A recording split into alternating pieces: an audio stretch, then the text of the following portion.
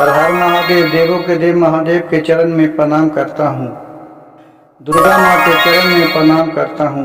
सरस्वती माँ के चरण में प्रणाम करता हूँ। गणेश भगवान के चरण में प्रणाम करता हूँ। गुरु भाई गुरु बहनों के चरणों में प्रणाम करता हूँ। गुरु भाई गुरु बहन, आज एक शिव चर्चा कथा सुनाने जा रहा हूँ। एक मछुआरे और भोलेनाथ की कहानी को सुनने में जब फायदा और आनंद मिलता है, जब कहानी को पूरा सुना जाए, इससे कुछ ज्ञान सीखा जाए, तो कहानी को कृपया बीच में छोड़ने का गलती मत कीजिएगा। कहानी को अंत तक सुनिए। एक दिन पार्वती से भोलेनाथ से पार्वती बोले कि हे प्रभु, क्यों संसार में दुखिया को ही ज्यादा दुख मिलता है, गरीब तबके के लोग को ही ज्यादा कष्ट मिलता है। तो भोलेनाथ पार्वती से कहें कि हे पार्वती, इसलिए दुखिया को ज्यादा तकलीफ मिलता है कि ताकि जब उसका सुख का समय आता है, उसे संसार में नाम खिल जाता है, उसके नाम पर कथा कहानी बन जाता है, और जो अमीर लोगों के साथ बीतता है घटना, उसका कोई नहीं जानता है। तो लीजिए मैं इस तो पार्वती बोली कि प्रभु, हमें यह अच्छा तरीका के सुनाइए। तो भोलेनाथ पार्वती से बोले कि पार्वती सुनो, मैं एक कहानी के माध्यम से आपको सुनाने जा रहा हूँ, जो कृपया ध्यान से सुनिएगा। और जो भी गुरु भाई गुरु बहन इस कहानी को बीच में छोड़ देगा, उसे घर में सुख समृद्धि में बाधा पहुंचता है। इसलिए कहानी को अंत तक सुनने से उसका घर में सुख शांति सर्वदा बने रहता है। तो वहां से कहानी कहने के लिए भोलेनाथ कहें कि देखो पार्वती, एक मछुआरा था और नित्य दिन अपने नदी में मछली मारने के लिए जाया करते थे, मछली फंसाने के लिए जाया करता था। उसका एक लड़का था, वो छोटे था। मछुआरा जब जाया करता था तो देख रहा कि एक दिन उधर से एक छोटे से बच्ची नदी में दहा हुआ एक टोकरी में आ रही है, वो रोते हुए आ रहा है। तो उसे एक क्या किया कि छान लिया, छान करके उसके कहा, भोलेनाथ एक मेरे बच्ची दिए, चले इसके घर में बहुत से अच्छे तरीके वो पालन पोषण करूंगा। और वहां से भोलेनाथ मछुआरा बच्ची को घर लेकर के आए और घर में अपने पत्नी को इसके सेवा टहल करने के लिए रख दिया। बोला कि इसे बहुत प्यार दुलार करना। देखो बेचारी, इसका कौन गलती है कि किसने इसको जन्म दिया और नदी में बहा दिया। देखिए भोलेनाथ की कृपा से हम नदी में जब मछली मारने के लिए गए थे, तो वहां देखे कि ये बेचारी छोटी सी बालक दहते हुए आ रहा है, उसे मैं ले आए। इसे शिव गुरु का प्रसाद मानकर इसे अच्छा तरह रखना, इससे तुम्हारे घर में सुखी समृद्धि बना रहेगा। लेकिन गुरु भाई गुरु बहन देखिएगा, बहुत सा आपको देखने को मिलेगा कि जब जिसको सुख का अगर समय आता है, तो उसके पहले उसे बहुत सा दुख का सामना करना पड़ता है। तो उसी तरह इसका भी यहाँ से हुआ। वो लड़की धीरे धीरे अपना सियाना हो गए, पढ़ लिखने लगे। 8वां क्लास में पढ़ती थी, 6ठा में तब उसका पिता का देहांत हो गया। जो मछुआरा था उसका स्वर्गवास हो गया। अब उस दिन से धीरे धीरे जो बच्ची के लाए थी, जिसका नाम था चमेली, चमेली को उसकी जो माँ थी, जो गोद लेके रखा था मछुआरा के पत्नी, वो उससे दिन पर दिन उसके साथ बुरा व्यवहार करने लगे। वो कहने लगी, ये कुलच्छनी है कि मेरे पति को खा गया, ये कुलच्छनी है किसी बात में। और उससे खूब काम करवाते थे, खूब काम करती थी। बेचारी को खाने के लिए भी आधा पेट देती थी। वो बहुत ही तकलीफ सह करके वो अपने क्या कहती थी कि जा करके फिर वही नदी किनारे सब कहते थी इसकी माँ कि तुम्हें तो मेरे बच्चे नहीं है, तुमने तो कहाँ से किसका नाजायज बालक है जो तुमने दह कर के आया है, और मेरे पति लाए तुमको आज पोष पाल के इतना सियाना किए, लेकिन तूने तो मेरे पति को ही खा गया।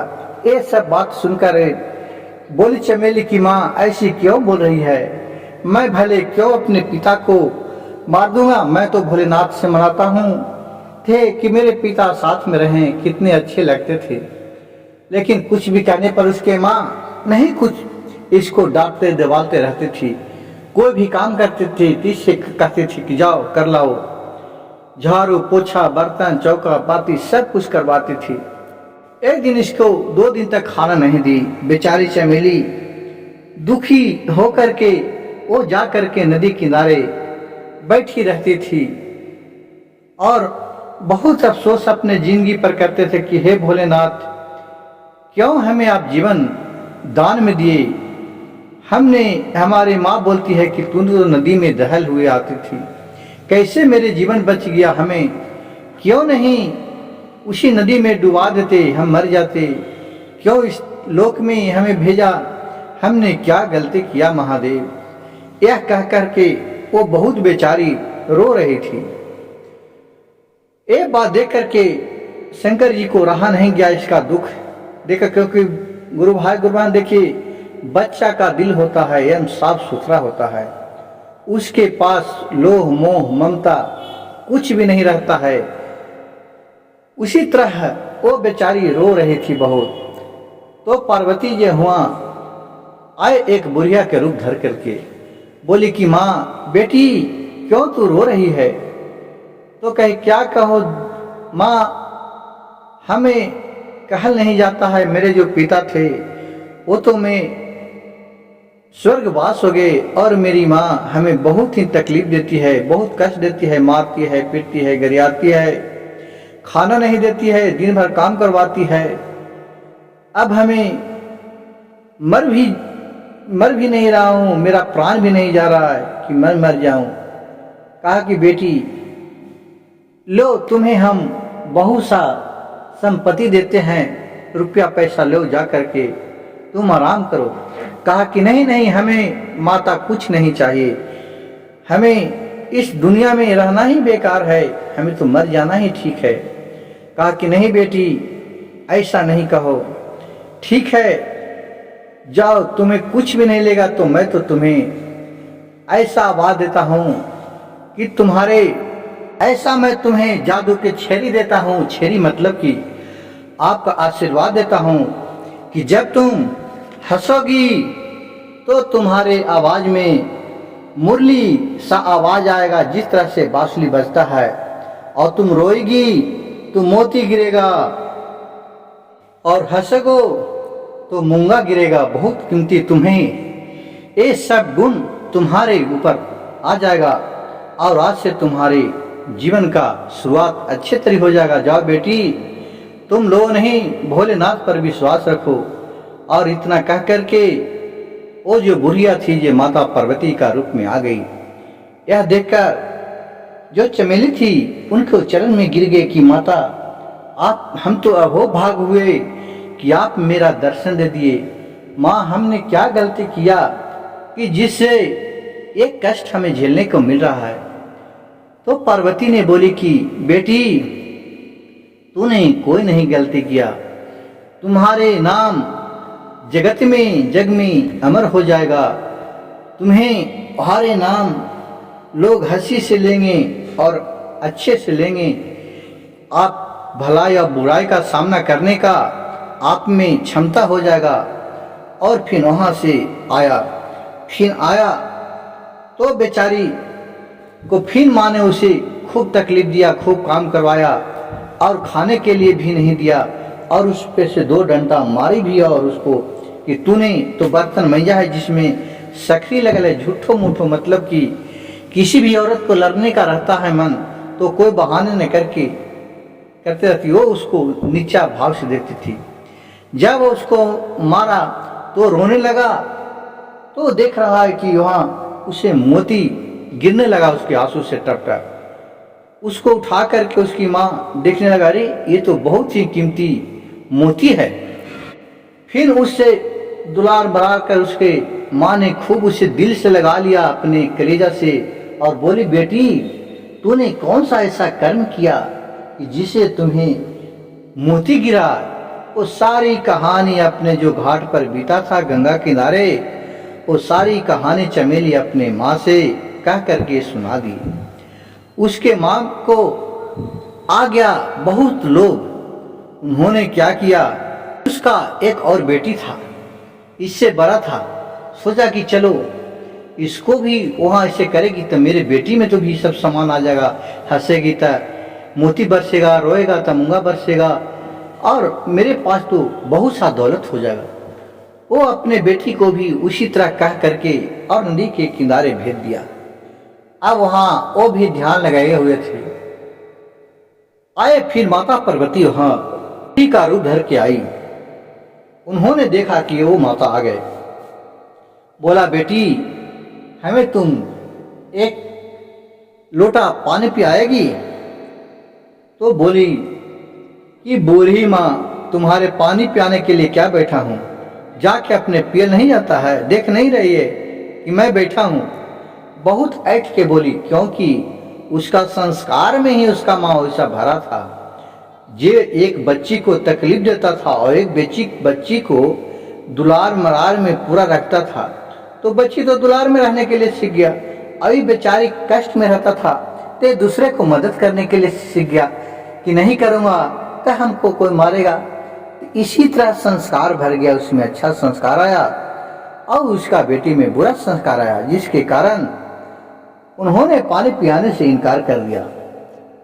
तो बोली कि जाओ, माता जी उन्हें श्राप दे दिया कि जाओ, तुम्हें आज से ये तुम्हारे लोभ है वो काम सोचोगे पूरा नहीं होगा, और तुम्हारे जो आवाज है एक कौवा के, काला कौवा के समान काए काए टाए टाए करने वाला तुम्हें आवाज मिल जाएगा। अब वहां से बोल रहा है तो इसका कोई आवाज ही नहीं पछा रहा, टाए टाए टाए टाए कौवा जैसा कर रहा है। फिर वहां से अपना रोते हुए घर आया तो देखा रो रहा है, तो आंख में कारी गिरा रहा, करिया करिया जिसे कोयला का पानी रहता है उस तरह गिरा है। देखिए उसको कैसे क्या श्राप मिल गया। फिर वहां से जब घर आया तो उसकी माँ उसके हालत देख करके बहुत व्याकुल हो गए, कहें कि अब क्या करूं। कहा इसको बेटी के, तुमने तो जो कहा था इसका विपरीत हो गया, कैसे हुआ। तो ये पूछा कि बहन तूने वो बूढ़ी माँ को क्या कहा, बूढ़ी माँ तुम क्या कहा। तो बोली कि बहन उन्हें तो हमको कहा कि पानी पिला दो, तो हम उसे क्यों पानी देता, कहें कि तुम अपने से लेके पी लो, क्या तुम पानी नहीं ले सकता, तुम्हारे का मैं नौकर हूं। कहा बहन यही तो तुम्हारा भूल हुआ, क्योंकि हमसे जो प्यार से कोई भी चीज मांगते हैं तो उसे हमें स्वीकार कर लेना चाहिए, होने लायक है तो उसको कर देना चाहिए, क्योंकि प्यासे को पानी और भूखे को अन्न देना बहुत ही परोपकार समझा गया है।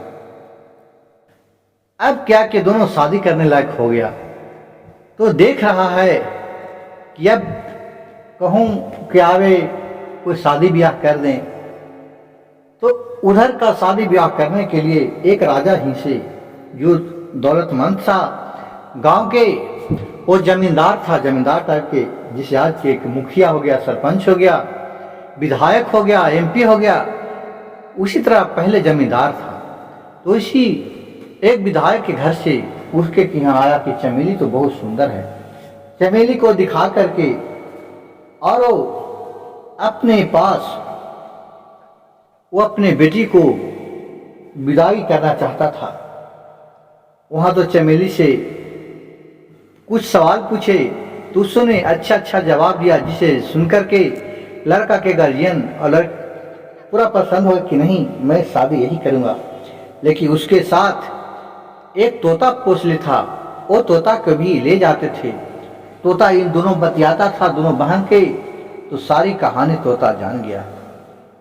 अब जब उसे शादी विवाह होने के लिए आया, जब बरियाती आया तो तोता ने बोला कि देखो, ये तुम्हारे साथ लड़की के दिखाया गया है, वह लड़की नहीं है, लड़की तुम्हारे बदल दिया गया है। तुम इस जगह उस जहाँ शादी होगा उस मंडप में लड़की को बोलना कि हमें दिखाइए, और लड़की से कुछ बुलवा के दिखाना, तो आपको बात समझ में आ जाएगा।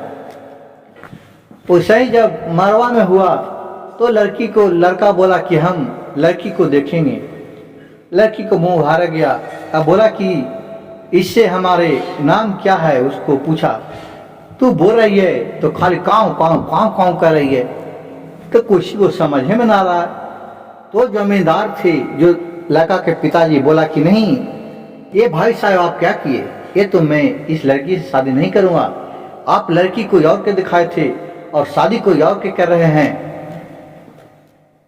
अब वहाँ पर पूरा बवाल हो गया। अब वहाँ से बरियाती लौट के जाने लगा। तो फिर इसका जो बहन थी वो वहाँ गया, कहा कि बहुत आर्ग्यूमेंट थी, सबसे कहा कि आप लोग कम से कम चल के बात को समझ लीजिए, क्यों जाइएगा, आपको बेइज्जती भी होगा और घर को भी बेइज्जती होगा। अब इसका बात में इतना रहस्य था कि लग रहा था कि ममता का छड़ी बरस रहा है। इसका कोई भी बात बोलते थे तो सबको बहुत सुंदर लगता था, और लगता था कि इसके बात सुनता ही रहूं और इसको देखते ही रहूं। फिर सभी ने बोला ठीक है, रुक जाता हूं, लेकिन हम कहते हैं कि तुम्हें दिखाया गया था इस लड़की से शादी कर रहा है, मैं इससे नहीं करूंगा। अगर करना है शादी तो हम तुमसे करूंगी, अगर तुम तैयार हो तो कहो। कहा कि इसके बारे में मैं निर्णय नहीं ले सकता हूं, आप मेरी माँ से पूछ लीजिए, अगर वो राजी है तो हमें किसी भी तरह का तकलीफ नहीं है। फिर उसको माँ के बुला के पूछल गया तो सारे परिवार थे, बोले कि बेटी को कहूँ तो शादी करना ही पड़ेगा, चाहे यहाँ कीजिए चाहे वहाँ कीजिए, कहूँ तो करना ही पड़ेगा। तो क्यों नहीं इस चमेली को ही शादी कर दिया जाए। अगर बरियाती लौट जाता है तो तुम्हारा भी बेइज्जती होगा, उसका भी बेइज्जती होगा, और बाद में शादी तो दोनों को करना पड़ेगा। कम से कम एक तो शादी हो रहा है, इसको कर दो। फिर माँ उसका राजी हो गया और उस चमेली को उसके साथ शादी विवाह करके और खुशी खुशी विदा कर दिए। गुरु भाई गुरु बहन, देखिए कि जो जैसा कर्तव्य करता है, भोलेनाथ किस तरह से इस दुखिया को अच्छे जीवन दान दिए, अच्छे जिंदगी में रखे, और वहां जाकर के चमेली जिस घर में गए उस घर को स्वर्ग बना दिए, और अपने सास ससुर को अच्छे सेवा टहल करने लगे, और दिन दोगुना रात और भी वृद्धि होने लगे। उस घर में जस आ गया, शांति का माहौल जगमगा गया। लग रहा जैसे फूलों का बारिश होता है, उस घर में गुनगुनाने लगा। गुरु भाई गुरु बहन, जब मन शांति होता है वहाँ सभी देवता देवी को वास होता है, और जिस घर में कुछ शांति होता है तो वहाँ से देवता देवी के वास भी हटता है। इसलिए गुरु भाई गुरु बहनों से मेरा अपील है, मेरी आरजू विनती है कि हर घर में अपने शांति बनाए रखिए। और मेरी कथा कहानी भजन अच्छा लगे तो कृपया मेरी कहानी को अंत तक सुनिए, और शिव भक्त सविता चैनल को एक लाइक सब्सक्राइब शेयर जरूर कीजिए। कमेंट में हर हर महादेव लिखना नहीं भूलिएगा। हर हर महादेव, घर घर महादेव।